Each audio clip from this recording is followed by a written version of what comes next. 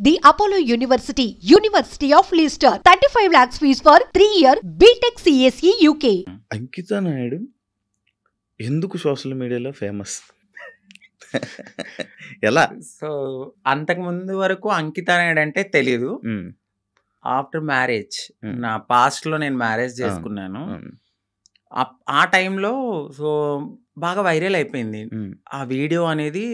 ఒక ట్రాన్స్ ఒక అబ్బాయి బాగా మ్యారేజ్ చేసుకున్నారు పబ్లిక్ లో అనేది చాలా ఫేమస్ అయిపోయి వైరల్ అయిపోయింది ఆ వీడియో.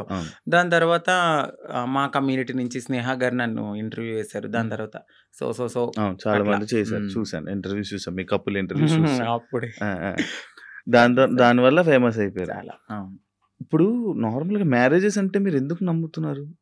ఎందుకంటే మీ దాంట్లో ఎవరి లవ్ కూడా సరిగ్గా సక్సెస్ అయింది లేదు. అవునండి. ఎవరో ఒక అబ్బాయి రావడం, మోసపోవడం, కొట్టడం, తిట్టడం, చంపడం ఇలాంటివన్నీ జరుగుతూనే ఉంటున్నాయి. అవునండి. కానీ మీరు ఎందుకు నమ్మి మళ్ళీ మ్యారేజ్ చేసుకున్నారు? మీ ఇంటర్వ్యూ నేను చూసినట్లయితే మీరు ఒకరి మీద ఒకరు చెప్పుకున్న ప్రేమను కానీ ఇది కానీ ఇప్పుడు రియల్ జంటలు కూడా అంత ఉండరేమో, అలా ఉండేవాళ్ళు. సో నరదిష్ట అంటారు కదా, మేబీ అది కూడా కొంచెం అయి ఉండొచ్చు.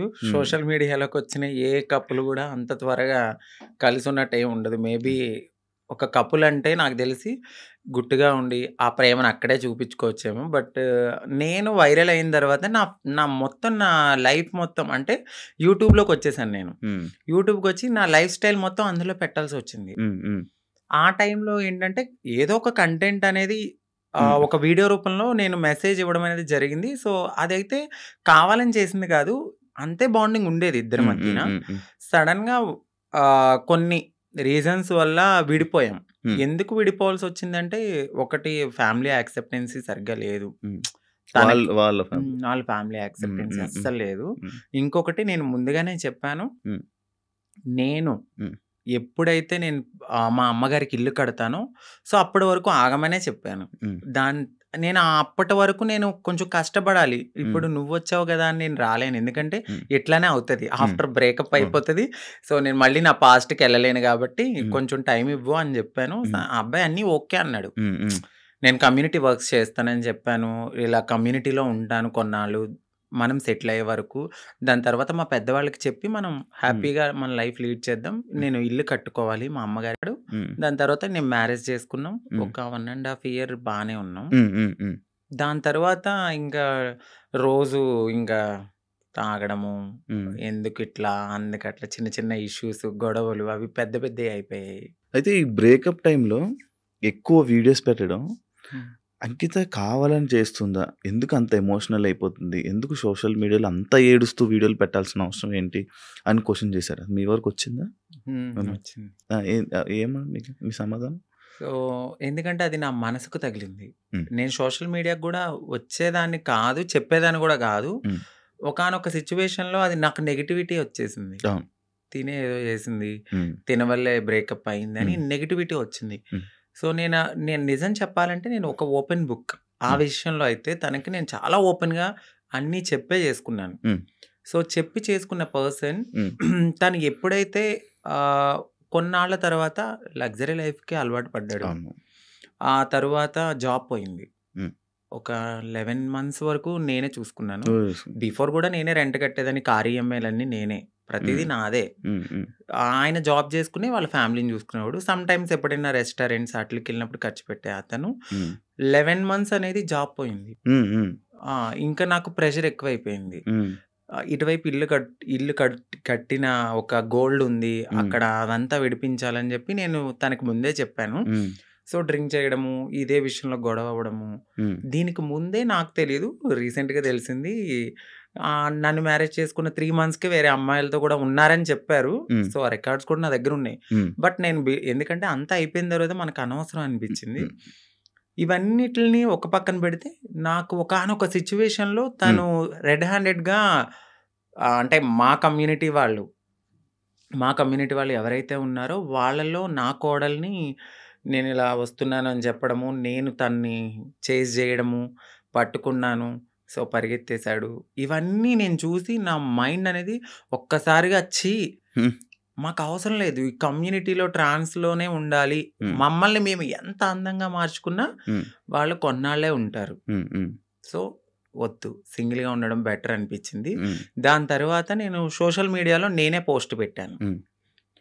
వద్దు అంటే నన్ను కలవడానికి 2 times అట్లా ప్రయత్నించాడు. బట్ నాకు మనసుకి తగిలింది అది. ఎందుకంటే ప్రతిసారి నేను యాక్సెప్ట్ చేయడము, ఇది మా ఇద్దరి మధ్యన జరగడము, వాళ్ళ ఫ్యామిలీకి చెప్పడము, మా ఫ్యామిలీకి చెప్పడము, మీ చావు మీరు చావండి అనడము, ఇవన్నీ నేను ఇంకా తీసుకోలేకపోయాను.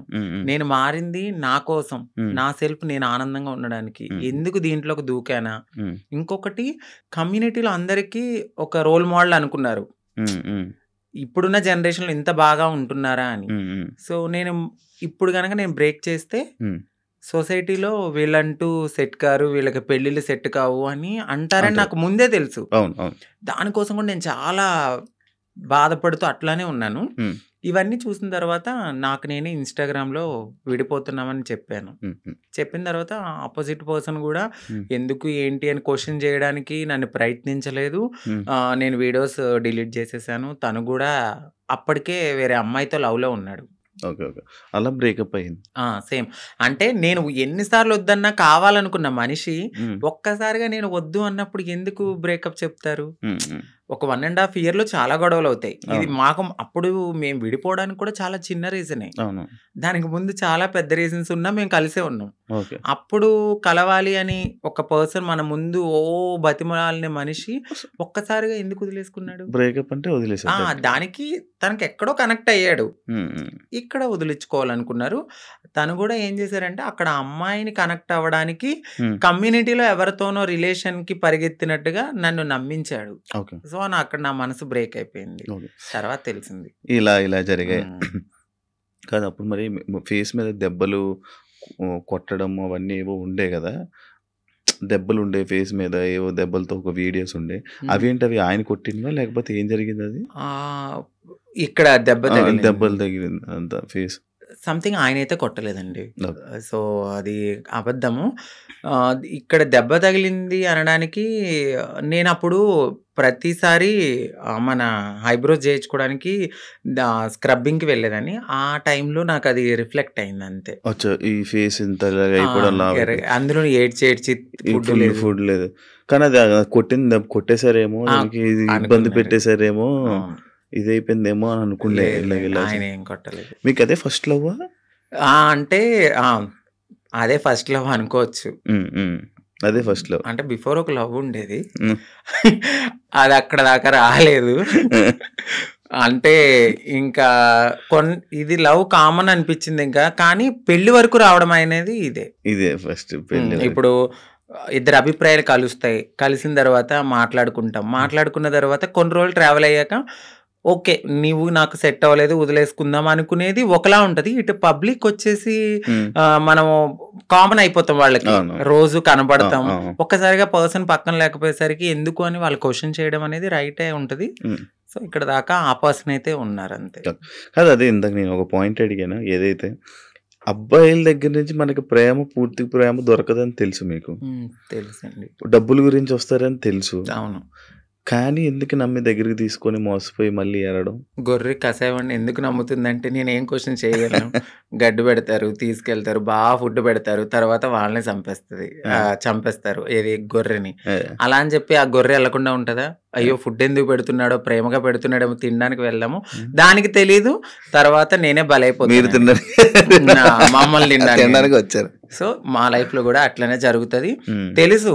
ఎందుకంటే తల్లిదండ్రుల ప్రేమ ఉండదు. ఫ్రెండ్స్తో ఎవరితోన్నా మాట్లాడినా కూడా తను ఎందుకు మారిపోయాడు కదా, అట్లా ఇట్లా నువ్వు ఎందుకు మాట్లాడుతున్నావు, నీకేమన్నా రేపొద్దున బ్యాడ్ రివ్యూ వస్తుందేమో అని చెప్పి ఫ్రెండ్స్ ఎక్కువ మాట్లాడరు. సొసైటీ యాక్సెప్ట్ చేయదు.